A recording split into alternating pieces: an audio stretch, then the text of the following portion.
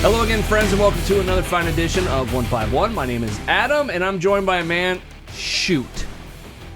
I used the other introduction on you on the last one because I had you choose. Anyways, I'm joined by a man who thinks Andre the Giant is short. Didn't we already do that one? That's the problem. I had it written out, and then it... And I'm joined by a man who doesn't know how Instagram works. I have no idea. That's actually true. His name is Justin. Hey, how you doing? We're 151. We're sponsored by Skeleton Wine. You can find out more about them at their website, skeletonwine.com, or on their Facebook page at Skeleton Vineyards. That's for us. You can find us on Facebook, Twitter, and Instagram, which we were just talking about off the... I don't know how. I don't understand the concept. If you go through my account or 151's account, it's mostly just hot cosplayers.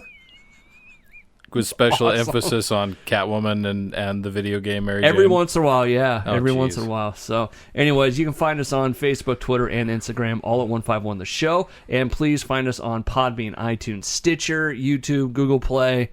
God knows what other channel we're on. Your gateway to all of that is 151theshow.com and your station's website. Yes. Or this station's website. God damn. Come on, man. I've done this before. I know. 151theshow.com or thisstationswebsite.com. Yes. Which, by the way, I told someone else in radio about that, and they're like, that's the greatest thing I've ever heard. It was a shameless plug a while ago, but for those of you at home that don't get the This Station's website thing, maybe this is your first time joining it.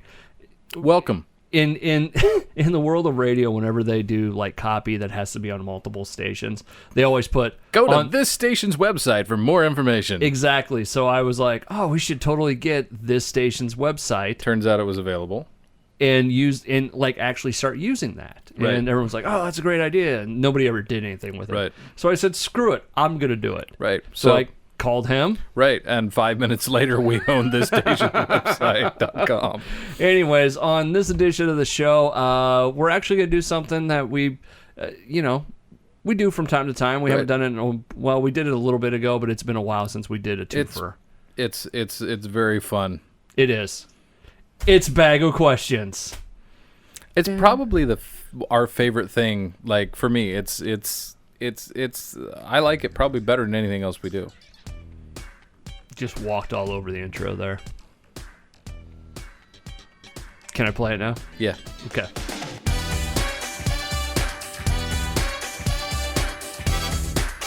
Anyway. Bag of Questions is probably one of our favorite things that we do. I think I'd rather do it than anything else. I'm going to leave that whole thing in. I know you are. That's awesome. I know you are. No, you're right, though. It's something dumb, but it's a lot of fun. I'm just really giving this bag the business. Now, welcome to his Saturday night, folks. Married, it's not untrue. So hopefully this time we don't have a cat that comes in and like shuts down the whole production here. But no, we're going to play Bag of Questions. Basically what happens, we have a bag full of questions. If you'd like to submit a question, please head over to Facebook or Twitter or Instagram. Any of the social media. Or you can write us 151theshow or 151theshow at gmail.com. Because, listen, we've got a little bit of money, but we're not paying for email addresses just yet, so... Besides, then it'd be 151theshow at 151theshow.com. No, instead of doing like Adam or Justin on at 151theshow, it'd have to be like Captain Boobaloo at 151theshow.com or something like that. The sack at 151show.com. There you go. All right. So we're going to basically, we're just going to reach in here. Each one of us, we go back and forth. We pull out a question, we answer it, we talk about it, and we go from there, and it's a really good time. So, right. All right, go ahead, Justin. I am reaching deeply. The sack is open, everybody. Into the sack. And this is what it sounds like when he reaches into the sack. Oh, yeah. So, there you go. What's the current show that you're hooked on? Ooh. By the way, the questions do not go back in the sack. No. They just stay in there. No, they stay out. Yeah. No, but the ones in here, they stay in here until next time. Yes. So. These get discarded in favor of new questions. So the show that I'm hooked on currently is The Boys on Amazon Prime. Is Amazon Prime worth it? I know that's going to sound really weird. We've never had it. And truth be told, I don't do a whole like I'll buy music from Right. from Amazon and stuff. I've never had like the need to have Prime. It's a no-brainer for me because everything at work that comes through Amazon comes through my Prime account. So everything like I'm nailing it down on just the shipping alone. So yeah, in my situation, it's definitely worth it. Everybody's individual. I mean, because they're starting to do more shows like this. And right. Stuff, right? It's about. I mean, I think it's about $100 a year. Okay. Yeah. So it's about $10 a month. When you start figuring, it doesn't take you don't have to ship very much stuff for it to become like it pays for itself type thing. Right. See, but that's the thing. We don't order a ton of stuff off it. And I'm not saying that Amazon's bad.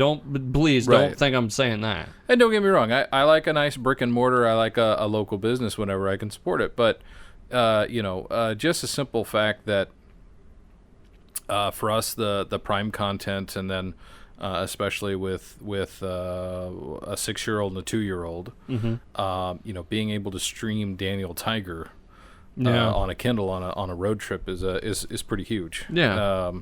So I mean, yeah, for our particular situation, it's I would shamelessly plug it. Okay. Cool. So tell us about The Boys. So The Boys, I'm currently hooked after an episode and a half because I had it shut it down because small children around is not family friendly. Basically, it's the story of a group of 7 superheroes known as the Seven, in a world where superheroes maybe aren't that super. They're people with that kind of power and authority, and quite frankly, nobody can check them but themselves. Okay. So it's a very realistic take on that because there is no way to short of. It sounds like a Brandon Sanderson book, right? Kind of. Brandon Sanderson would be a lot more wholesome, probably than what these people are. It's. But it sounds like he did that the one series, Steelheart or whatever. Steel Throat. What was it? Right. Yeah, I think it was Steelheart. Yeah. But those were very much the superheroes took over. Okay. Yeah. This is very much these group of 7 superheroes are revered. They're held up as quite prime shining examples. Okay. And they're not good people. That it shows, exactly how people would abuse that power and what they would do, and the kind of slimy.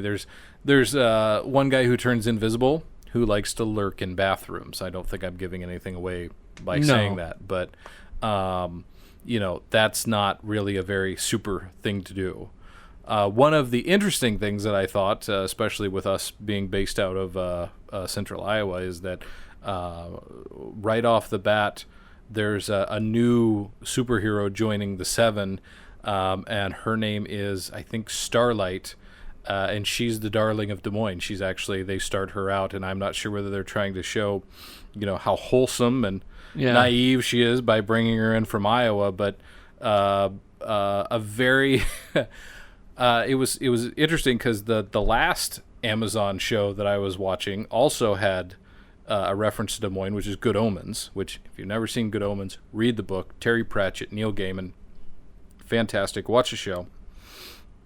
But it had a reference to Des Moines and showed this diner in Des Moines. I'm like, nobody even looked on a map and Google image search what Iowa looks like to figure this out. But they bring her in.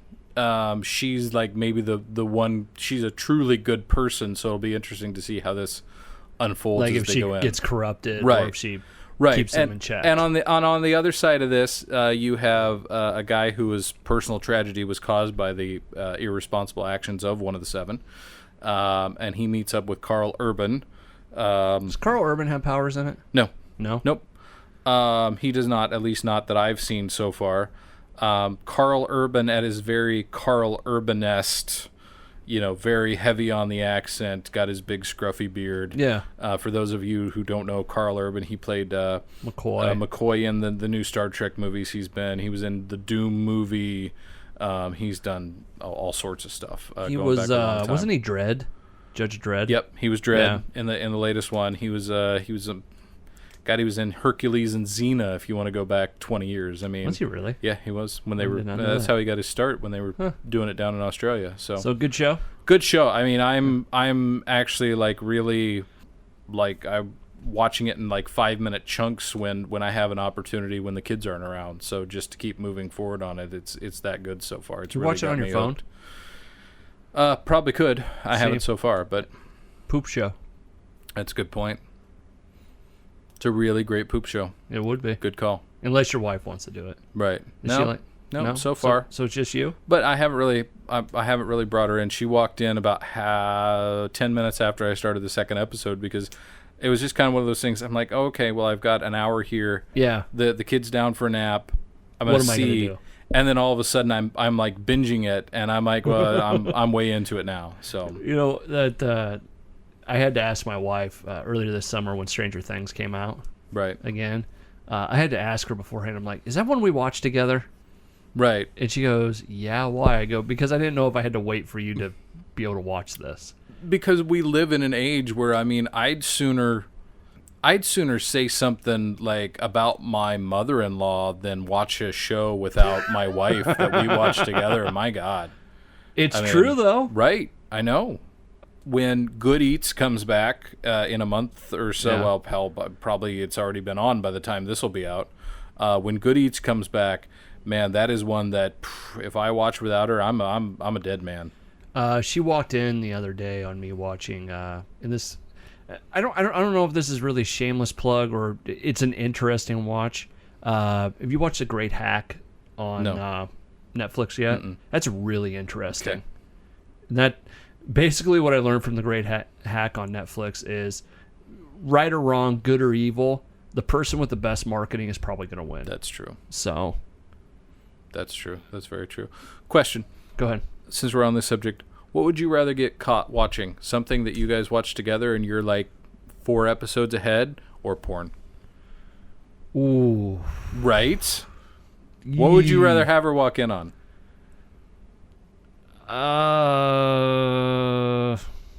And the porn that you like, but that you'd be embarrassed to admit that you like. Well, all I'm going to say is I don't trust step siblings out there. Old joke. I'm sure someone's made that joke. That's not really her brother. Yeah. Anyway, I don't see how that family works. Yeah, I don't either. It's a tough call, isn't it? It is, and I think I'm going to lean more towards the series. Right. Because I don't need my wife to see me choking myself.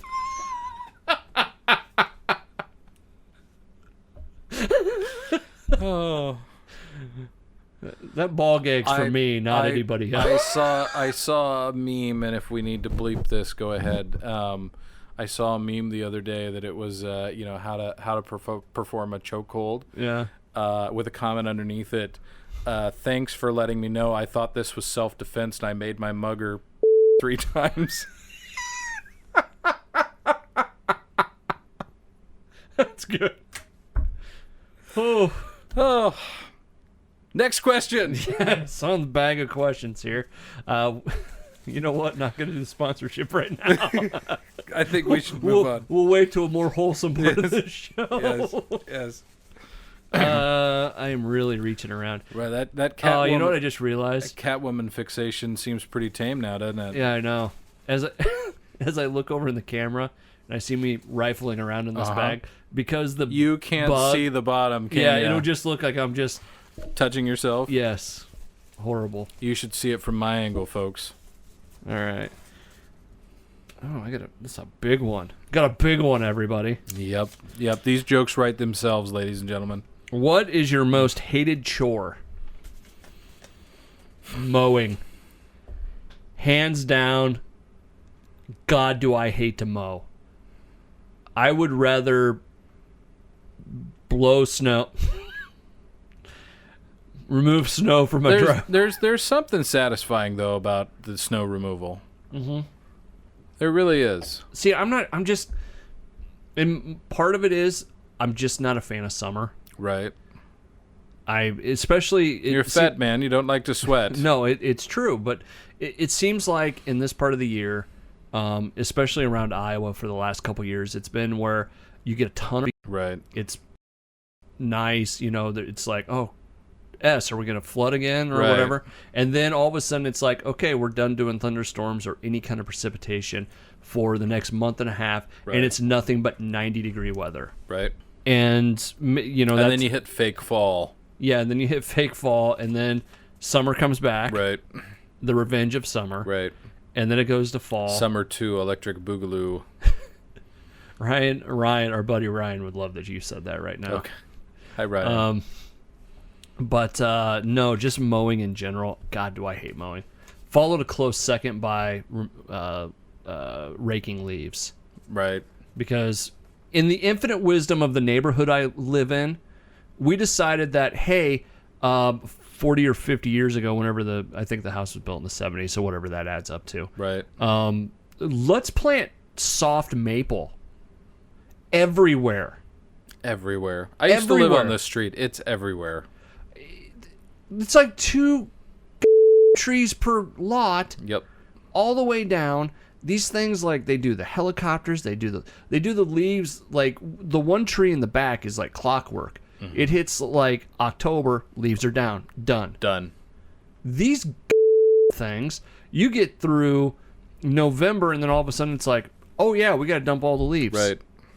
And then we dump them for a little bit, and then we wait. I can remember my second year living on this street. December 8th, we had a 14-inch snow that didn't go away until March. Like, it was, like, we didn't see the ground again. Yeah. And we had been out there in October and raked, in mid-November and raked, and it was like the third wave of leaves had just dropped. And then 14 inches of snow and freezing on top of it. We didn't see the ground again until March. And it killed every bit of my front yard. Every bit. That's the other thing about my yard right now. Like, you saw it when you drove in. It's just probably at least 40 to 45% of it is dead. Right. And I can't grow grass on it to save my life. Like, we're calling the people in to do the aerating. The trees are sucking out the water of the front yard too. So see, and when I moved away from this street, I moved on to I moved 1,800 trees. Right. I moved out into the woods. I mean, literally, that's what I wanted. But yeah, when you talk about dealing with leaves in the fall. Yeah. I mean, I live in a little hole in the timber, so that's my trick is, yes, actually getting grass to grow in the shade area, but then, yes, dealing with, 14 quadrillion tons of leaves in the fall as they go. And the only thing that I can try and do is mow a lot just to mulch leaves. Yeah. Well, you know what the real son of it is? My neighbor. Yeah. This new kid. He is a landscaping guy. Okay. So like last fall, we're out there, we're raking and doing stuff. Like it's right. Like you have to set aside a day. Yeah. That you're doing this, right? We got done. This guy comes out on his like stand up riding lawnmower with the leaf collection thing, does his entire yard in 5 minutes, and he's done. Right. And I'm just standing. I'm like, you son of a. See, and I had the bagger attachment for my rider. The problem was that I could mow for about 12 minutes and then I had to dump. Yeah. It was insane. I didn't have an area big enough to hold all these leaves to even pile them to burn them. So maybe raking is my least hated, closely followed by mowing. Yeah. I actually told my wife when we every once in a while kind of think of, getting a new house or moving or whatever, like, we're not having trees. Right. Maybe one. Right. We're not going to have 4 giant trees in our yard. Because I'm not doing it anymore. And get a rider. Yeah. Yeah, but that's the thing about this yard. It's not big enough for a rider. Right, that's what I'm saying. Get a yard just big enough for a rider. No. So you have to have one. You'll spend less time with a bigger yard that you need a rider for than a small yard that I just you need want a push no mower trees. for. Well, yeah. Yeah. Anyways, next. Oh, you know what? Now that we complained a little bit, this is a good time to drink. It is. You know what I like to drink? What? Wine. Yes, Skeleton Wine. We're sponsored by them. You can find out more about them at their website, skeletonwine.com, or on their Facebook page at Skeleton Vineyards. As for us, 151theshow.com or thisstationswebsite.com. Also on social media, all at 151theshow. What's your next question on Bag of Questions? I can tell you the reason that I don't indulge while we're recording is because the quality of the shows would go drastically downhill. Yeah, anybody that thinks that drinking and recording is a great idea, go back and listen to yourself because you probably sound like a moron. Right. There are people that are like, how do you not drink during this? Because I'm a professional. That's right. And it's honestly, it's one of the reasons that the wine show has taken so long to get scheduled, because that's the only thing that we're doing that day. Yeah. Anyways, next question. Name your perfect breakfast. Well, that'd be the double meat farmer from Bob Evans. Case closed. We just talked about that, right? That was a shameless plug a couple of shows ago. Name your perfect breakfast. Double meat farmer. What's on it, though? Eggs over medium, bacon, sausage, pancakes, and some hash browns. Are you a big steak for breakfast guy? No. Really? No. I don't. Okay, so I have some specific requirements for steak. Steak on a flat iron, like you're going to get prepared for steak and eggs in the morning. No, I don't want anything to do with that steak. I want a steak that's either a steakhouse steak or grilled steak, something like that. Do you order steak when you go out to many places? Depending on the place. Yeah. Don't order steak at a seafood place. Unless they've got a surf and turf special. Yeah. Something like that. It's know your place. I mean, don't get a steak at a diner. There are few places that order a steak at. You better if you're gonna order, it better be someplace that features steak. Yeah. Or knows it what better they're doing. it better be a steak restaurant, a steakhouse, something. It's yeah. How many eggs you get? It with breakfast? Yeah. Generally 2. Okay. Unless I'm cooking at home, then it's a minimum of 3. Yeah. I need toast and eggs. Yeah. Good sausage. Good sausage. Yeah. I was trying to say breakfast. It almost came out bacon. Right. Good bacon sausage. Right. Wait, what? And I like a place that bakes its bacon, or oven roasts its bacon and not fried. Finished on a flat iron's one thing, because most places do bake it ahead of time and get it almost there. But that good. You know what I'm slowly becoming a fan of? Eggs Benedict. I've had a couple of bad hollandaise sauces, I guess, that put me off of it, unless it's shameless plug for my wife here. She knocks that sauce out of the park, man. Oh, that's good. That she for one Father's Day, she made Eggs Benedict, but with steak. Oh, nice. Oh God, dude, that could have been one of the best breakfasts I've ever had. And a highly underrated breakfast, corned beef hash. Really like corned beef hash. I like to use pulled pork in my my omelets or my scrambles. Not a big omelet guy. You've never had one of mine? Just in general, just not. Like, omelets are one of those things to me that, like, I go to a restaurant and I'll see a picture and I'm like, oh, that looks good. I'm just getting eggs. I'm getting, over easy or whatever. That and scrambled eggs. It's not that I hate scrambled eggs, just don't love them. Yeah, not a fan myself. Especially when they got a lot of crap in them. Right. Where it's basically an omelet that someone just put through a, just cut up. Food processor. Yeah. So. But you won't have any of those problems with the Bob Evans double meat breakfast. Double meat farmer. There you go. All right, reaching into another one. We're like almost a half hour into this, and we've only done like 3 questions. I thought we were moving fast. No, we're not. Wow. We got really sidetracked on a couple of things. And when I can't grab one. I think I got one. All right. This is where we're going to get sidetracked. Okay. What is your most hated reality TV show? Kardashians. Is it? Yeah. See, that to me, that's the easy one to go with, right? Well, it's either that or Survivor, because Survivor kind of popularized the genre, and if you didn't have that, maybe you wouldn't have all the rest of this crap. But then you have Teen Mom. Yeah, that show's pretty much the work of Satan. God, I don't know. See, like, okay, take Kardashians, right? Excuse me. That's what I think of you. Right. You take Kris Jenner out of that picture. Okay. The Kardashians on the, like, I almost feel like you cut the head off that snake. Like, take Kris Jenner out of it. I think that's... And I think a majority, like them, wouldn't be as horrible to be around. I still I think that's a Hydra style. You cut off one head, another one will rise to take its place. Yeah. I'd like to speak directly to America now for a moment. Quit making stupid people famous. All right, I was gonna zoom in on you. Okay. There you go. Quit making stupid people famous. Fame for fame's sake is ridiculous. Stop it. Stop it. See, that's where I feel like Teen Mom comes into. Right. Where you're famous because you did not understand how birth control works. Yeah. And then we just keep following you around. And look, I'm not, before I get the hate mail,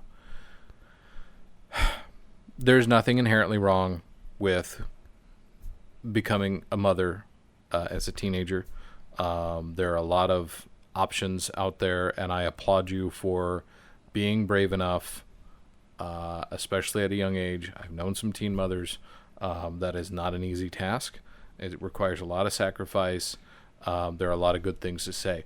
That being said, there are girls that go out and get knocked up to try and be on Teen Mom and that reality situation. That's not okay.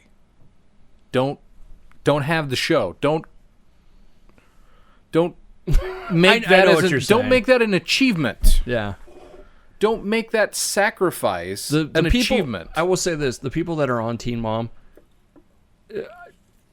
got really lucky with being able to be on MTV and have that, because there's a lot of teenage parents out there that don't have that. And don't have any They don't sort have of that money flow. They don't have that situation. Support system. Yeah. And yeah. Boy. That's just What is the first reality show? Exploitation. I mean, yeah. When it comes right down to it. The first reality show, was it Cops, maybe? The first reality show in the modern sense may have been the series The American Sportsman, which ran 1965 to 1986 on ABC in the United States. Well, that was a hunting show. Yeah, that's... I mean, I guess that kind of loosely fits it, but still... I like actual reality stuff. Like when take a good example of how it kind of got twisted over time. Take like American Chopper or like Duck Dynasty. Right. Like when it first started, it was, hey, these are some guys that build bikes. Right. You know. By season 3, we're manufacturing drama because we've shown you building bikes, and it's not that exciting anymore. It's funny, on my Facebook memories the other day, it popped up a thing about American Chopper. Right. And it was like, oh, the formula to the show, hey, got to do a bike. And it's like Paul Jr. Designs and OCC. Right. It's like, hey, got to build a bike in a really short timeline. Okay, we design the bike, we go through. Oh, man, I don't know if we're going to meet the timeline. I don't know if we're going to meet the timeline. Mike comes in, does something stupid. Right. Shows that he's completely worthless. And then, guess what? Hey, we got the bike done. We argued about something, and now we're forcing ourselves to be together. Right. And I'm sorry, if you can't do time management any better than that, there's not really any surprise that those guys are almost out of business. So, I mean, if that's accurate, how you do time management. Yeah. So, boy, it's hard for me to say. Like, I want to say like Kardashians because it's the easy one. Right. But then it's like, are Kardashians doing anything that's really just ruining? Yeah. Society. Oh yeah. What are they existing? Boy, you really. I mean, Kim had one solo project that was okay, but everything else is just everything since then has been downhill. Yeah, it really has been. But I would be interested in a world where Kris Jenner wasn't a part of that, because I think my wife watches this stuff. Okay. Losing a lot of respect for your stuff. It's not okay. Like Teen Mom, like she calls it her trash TV. Right. And like so she'll be watching Teen Mom all night or something. Stop encouraging the I don't know. Because every time you say like, oh, I'd like to go back and get rid of like the show that started it or whatever, right, then you lose some of the good stuff because there's some stuff from Duck Dynasty that I truly enjoyed. Right, true. You know, there's some stuff from American Chopper that I truly enjoyed. Yeah. You know, some of the cop shows and, you know, some of this other stuff. But now it's like, how can we appeal to the lowest common denominator? Yeah. I mean, you want a wholesome reality show that never did any harm? Trading Spaces on TLC. Never watched it. Wife would put it on. Yeah, I mean, they go in, two people pick some rooms, and they go in with a budget, and somebody redecorates. That didn't hurt nobody. That had no social redeeming value, but it didn't hurt anybody either. No. So, I don't know. I'd say Teen Mom or Kim, you know, Kardashians. Right. One of the two. I really don't know which one's worse. They both suck. Okay. Well, it's like you think about it. It's like, okay, those, you know, however many moms with it. Right. You know. And I will laugh at this. Every time the one's on, it's like Teen Mom OG or something. I'm like, what is that? Teen Mom Old Girls? She's like, nice. No, it's like something. I'm like, sure it is. Whatever you say. Want to do one more each? Yeah. Okay. As in Star Trek Voyager, what class of ship would be the best for getting home from the Delta Quadrant? Wow, we go from like pop culture to really very specific Star Trek question, ship design. Well, I mean, the Intrepid class obviously did a pretty good job. Eventually, if they wouldn't have done so many side quests on that. Right. I mean, yeah, part of that is, hey, Captain Janeway, how do we get home? Well, we could set a direct course, or we could go, you know, F around over here for a while and get involved in some disputes and, you know, la-di-da-di, take the long route. Well, I would have to say that probably having a ship with whatever those neurobio gel pack things that couldn't be replaced was probably not a great idea. No experimental technology. You know what's funny? I was watching a show about it's a YouTube thing where it's the way over the top fan where they go through and break down everything. The one kid that I was watching did bring up something interesting. He's like, Voyager is a long range explorer. Right? That's what it was classified as. Where at one point they were like, yeah, this thing could, 3 years before it needs a refill. Right? First season, like halfway through, they're like, we're running out of gas. Right. Like Janeway is on the bridge. Right. Chakotay's like there and he's like, what are we going to do? Right. Half power? I mean, no one gets extra pepperoni anymore?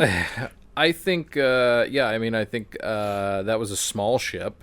Yeah. Which is problematic in itself. It could land, which I guess is a cap in its favor.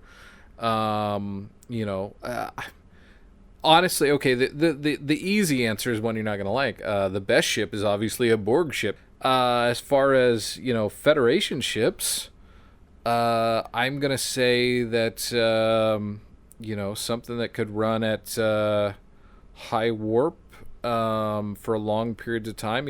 If the transwarp drive had actually worked on the Excelsior, that'd be the way to go. Yeah. As it was, the Galaxy class was prone to problems.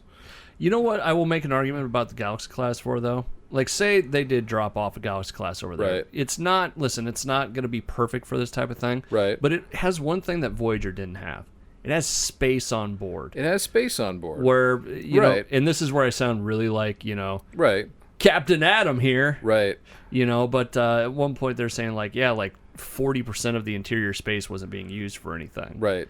Where you could be like, okay, we need arboretums, we need to grow our own crops. We need, stuff like that. We need to be able to do this stuff on board. You'd have room to do it. Right, take a couple of decks and convert it to ore processing for fuel and whatnot. Yeah.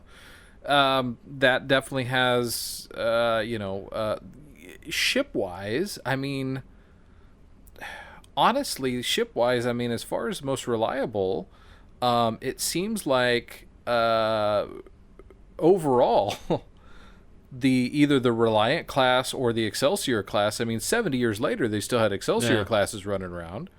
Constitution was retired after 25. The Galaxy was retired after a dozen.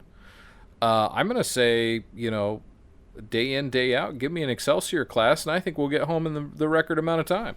For me, the easy answer is like the Sovereign class. Right. Just because it was made to fight. Right. It's kind of the best of everything. That right. or, like the Prometheus or something. Right. Part of me is leaning kind of towards Galaxy class. I think it's a good middle of the road choice. Because one, you're going to be out there for a long time. Right. So you'll have space to move around. You'll have right. space to do stuff. Right. You could probably, and what I wish they would have done on you have room to breed. Yes. That was a really weird laugh. We might have just hit one of Adam's kinky little fantasies there. But no, I mean, you've got room to move around. Right. You've got a shuttle bay that, hey, guess what? We can right. pick up more ships and right. Stuff to do the job. You can probably modify some stuff to give it a little. Okay, hey, we need a better weapon system. All right, let's. Right. We've got room that we can either make something better right. or hey, let's buy this. Right. Which I always thought they should have done that on Voyager. It should have looked alien by the time it got back. Right, through modifications and whatnot, yeah. Like when they did the stuff with the Borg stuff on the outside, it's like, keep it. Right. It looks different now. Right. It looks like you've done a trip. Because, you take a Maquis engineer and suddenly she's doing everything to Starfleet protocols and painting it Starfleet white and all the rest of it. No, make it look a little dodgy. Yeah, it's like, oh, we couldn't find that same stuff, so that section over there that looks right. green is, we took out the bioneural gel packs and we converted it to run on a still that we've got in the other corner of engineering. But I mean, I don't know, man. I know it's not the fastest. It's not, doesn't right. have it. Because you wouldn't want a Defiant out there where everybody's just crawling all over themselves. Well, Defiant was teeny tiny. Yeah. I mean, that was like a crew complement of 26. But hell, if you're gonna do it, do it in style. Yeah, I'll go Galaxy with you. That's a good middle of the road compromise. Agreed. Galaxy. Next question. All right, the final question on this round of bag of questions. You got a shameless plug, right? Sure. Sure, why not? I just like that. Imagine. Go back just a second, Janeway. We're almost out of gas. Right? But he did say that. I'm like, I never even thought about that. Right. Who makes a long-range Explorer that runs out of gas after, 2 months? Right. It's not very bright. No, it's not.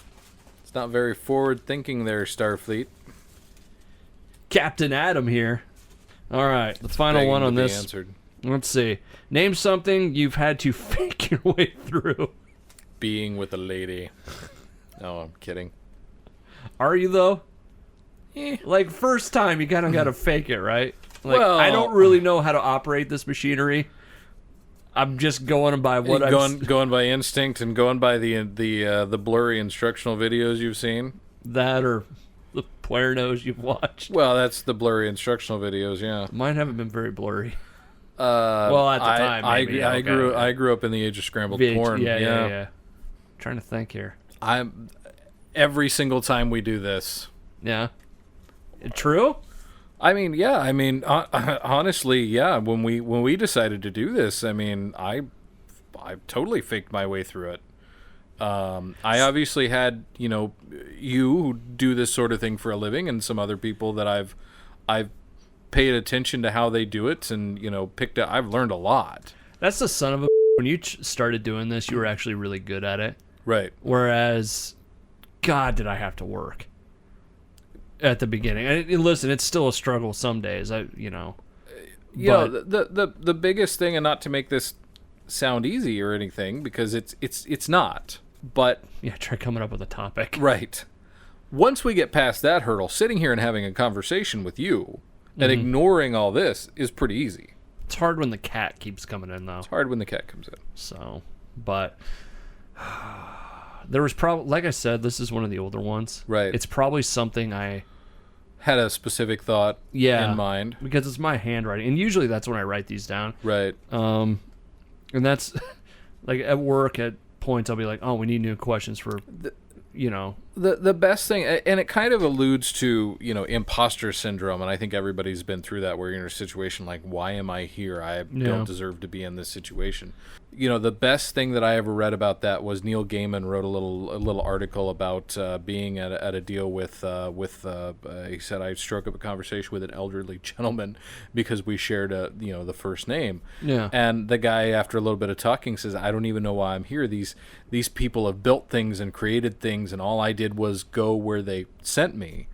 And he said, well, yeah, but being the first person on the moon kind of stands for something. And he's like, if Neil Armstrong can have imposter syndrome standing in a room, and doesn't think he's all that great, he's like, it can happen to anybody. Don't worry about it. Yeah. That's a pretty telling story. And that's, I think, probably since I've read that story, I don't think I've ever really felt that way again. I mean, there's been a lot of times, like, just dealing with radio.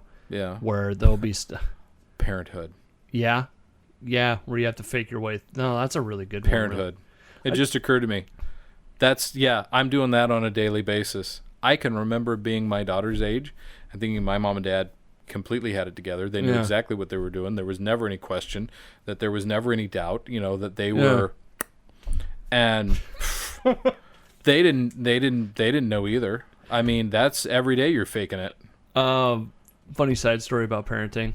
So we went to, right after Jace was born, our son. Right. I've met. Yeah, well, for the people at home. There was like, what's the postpartum class, right? Right. And it was something like that, where it was like, hey, it's a postpartum class, and Steph was like, I'd like to go. Right. And she had, overly postpartum, but it's just something she wanted to keep, trying to keep a lid on, just in case, that sort of thing. And so we go down to this thing, and it's at the hospital we had the kid at. Yeah. And we go in, and it's not for new parents, apparently. Okay. Because we show up with the kid, and they're like, why do you have a kid? Well, 9 months passed, and, they're like, oh, well, this is for expecting mothers. Oh, okay. It's like, oh, and they're like, well, you can join the panel or whatever. And this is after a little bit of talking with the lady there, who was kind of rude. Right. Okay. So at this point, between being a new parent, dealing with this lady, and suddenly getting rejection. Yeah, coming to a class that apparently wasn't for me. Right. That you didn't do a very good job of, explaining to people that this is for expecting parents. I was kind of on my last nerve at this point. So we're walking out of this class, and Jace is just starting to lose it. Mm-hmm. And I do this on the way out. I hold him up. I go, you want to know what parenthood's like? It's like this all the time. And he's like, just screaming, doing being a baby. Right. But I don't know what it was, but it was one of those moments where I'm like, fuck you. I think, yes, rather than doing the birth control and sex ed classes that they do in high school now, they need to shop class. No, they need to bring in a baby. Yeah. That absolutely won't be consoled by anything, no matter what you do, and put on the same episode of Paw Patrol on for like 6 hours, and never give them a break. When Steph's folks come down, her mom, Jace will want to watch something or, play with a toy, over and over again, like kids do. She's like, well, that's enough of that. And I'm like, okay. We're just getting warmed up. Yeah, give them a toy with a 20-second song that the kid, is like activated by hitting it or whatever, and let that kid go to town. Yeah. And put those kids in that room. They'll never want to have sex again. No, ever. Ever. I don't want to do it. We're kind of faking our way through this, right? A little bit. That's good times. No, I don't know. Gotta fake my way through a shameless plug here in a couple of minutes. I am unprepared. So stall is what you're saying? No. Just stall. Boy, I don't know. I mean, between, like you said, the parenting thing, faking your way through that, being in radio when they're like, hey, we need you to come in and talk about this. At the last, it's like, okay. Okay. All right, go in. And I have learned one thing about faking it. If you act like you know what you're talking about It doesn't matter what the subject is. Right. Like, say if someone came in here right now and was like, hey, I need you to talk about the NFC North. Right. For the next 15 minutes. Right. As long as it sounds like I know what I'm talking about and have some confidence with it, people usually believe you. Right. And it's like I've told you on the rare occasions, and the rare occasions where his work life and this have overlapped throughout the years, when it's hey dude, I may need to call you and have you talk about something with me. Yeah. As long as you have the topic and as long as somebody in the conversation knows some facts and some figures, Yeah. you can color, just kind of offhand comment and generally, hey, tell me more about that, or this, that, and the other. Oh, that sounds very interesting, la-da-da. You can make up a conversation about not very much. We're almost out of gas. Exactly. No, but I mean that happened a lot with the sports channel. On that I've filled. And that was the exact situation that I don't care what we're talking about. I'll fake my way through it. It'll be fine. Yeah, it'll be whatever. Let's do this. So right. Yeah, parenting though, that's a good one. Yeah. Because you want to know what it's like? It's like this all the time. Oh God, I love you, Jace. You little son of. I love you too. I love both of mine. I will tell you this. You know how hard it is to set up the basement for recording when you have a 4-year-old that wants nothing more than to watch YouTube on that TV? Uh-huh. At one point, it's like, I need you to move. Right. And then he gets mad. You know what he starts doing now? He starts putting me in timeout. Nice. So, I have obviously 2, and that's where a lot of their stuff is. So when it comes time to clean up the basement, it's something that I had to come to terms with, and my mother helped me do it, honestly, during a conversation. I don't have a dirty basement. Yeah. It's very, very clean. I have a basement that's very well lived in by 2 small children. Yeah. Who never put a damn thing away, is what I have. It's clean. This is the cleanest this basement has been in a while. It's not dirty, but it's cluttered. Yeah. It's not even cluttered. It's just destroyed. It's really horrible, everybody. It's really bad. It's a human. It's a huge human crisis. That's what makes a house a home. Right. So, all right, that's gonna close up the bag of questions. That's gonna close the bag of questions. All right. It's been another edition of Bag of Questions on 151 The Show. Thank you to Skeleton Wine for sponsoring us. Yes. Find out more about them at their website, skeletonwine.com, or on their Facebook page at Skeleton Vineyards. As for us, you can find us on Facebook, Twitter, and Instagram, all at 151 The Show. Please go over there and like us and share us and do that with all your friends. You can find us on Podbean, iTunes, Stitcher, YouTube, Google Play, and every other channel imaginable out there. 151theshow.com or the station's website.com as well. For a shameless plug, or are you okay? Cue the music! Time for a shameless plug. This is part of the show where we shamelessly plug something. It doesn't matter what it is or whatever. We just shamelessly plug it. It's something that we like and something that we enjoy. So let's hear what you're going to fake your way through. And here. I've actually had decided a long time ago this is what it was going to be. I've just been kind of... You lied to me? A little bit, yeah. So... we're almost out of gas. We're almost out of gas. Both physically and figuratively and literally. I want to see the conversation with Janeway and Chakotay and Tuvok and stuff, and someone, we're almost out of gas. Right, and meanwhile, item number 1 is the fact that Janeway didn't have her morning coffee because we're out of coffee. Side note, we're almost out of gas. So anyway, evening refreshment. When I'm not having a nice skeleton wine and go for something a little harder. Kids, let me tell you something. Ryan Reynolds is not completely full of shit. I tried Aviation Gin for the first time the other night, and I've never been a huge gin fan. I lean towards more the bourbons and the ryes and the whiskeys. Yeah. I've never been a huge fan of gin, and my wife actually wanted to get it, whether because of every bottle being hand blown by Ryan Reynolds now, or what the scenario is. But she's always been a gin and tonic fan. Yeah, they're good. And said, hey, I hear really good things about this. So what the hell?